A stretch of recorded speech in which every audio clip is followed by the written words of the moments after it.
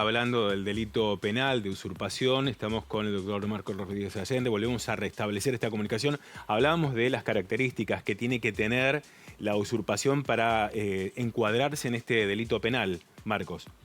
Sí, Fernando, estábamos diciendo el primer tópico o el primer inciso dentro de las previsiones del artículo 181. Habíamos visto despojar a alguien que resulta ser, por supuesto, el propietario de un bien inmueble en forma parcial o total a través de diferentes conductas. Es decir, padece una amenaza, padece una violencia, engaño muchas veces, utilizando, como dijimos, instrumentos públicos o privados que no resultan o no condicen con la verdad o la realidad de los hechos. Este es lo que prevé el Código Penal en cuanto al despojo.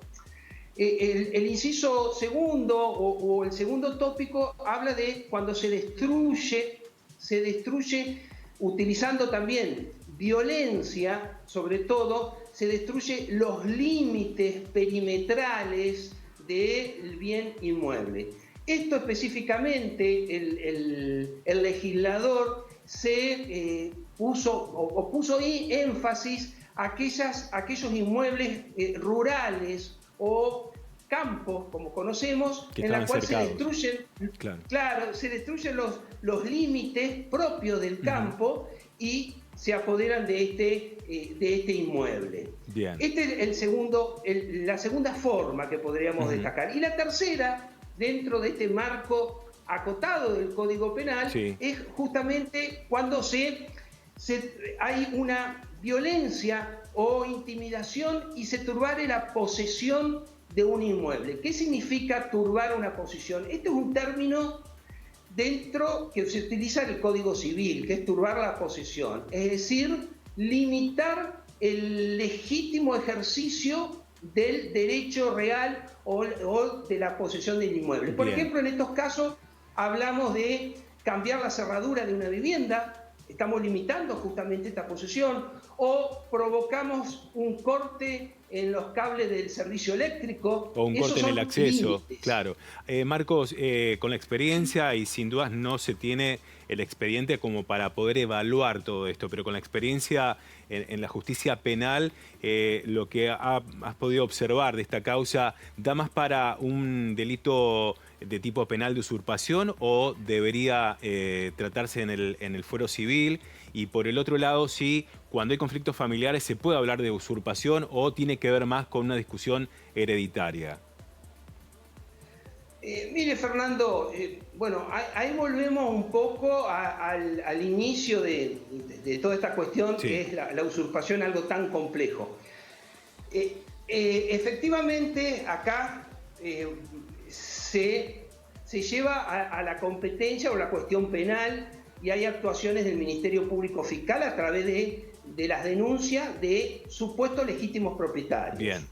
Sin conocer el expediente o el legajo, normalmente el representante, el titular de la acción penal recibe la denuncia, va a corrobora que la documentación que se muestra, que se pone arriba de la mesa es legítima.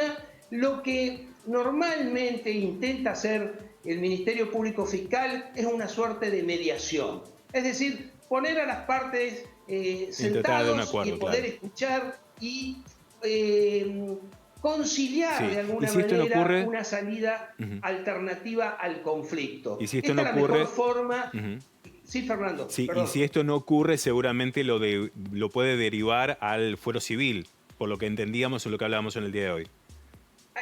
Previo a eso, en ese caso, en situaciones graves, y esto debe ser dentro del marco de una política criminal, el fiscal puede proponer al juez de garantía, en situaciones graves, un proceso de desalojo. Es decir, requerir como medidas al juez de garantía.